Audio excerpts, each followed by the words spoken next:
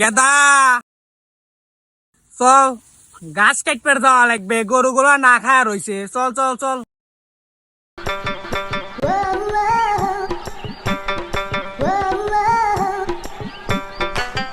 হ্যাঁ রূপসী, হাইরে রূপসী রে রূপসী।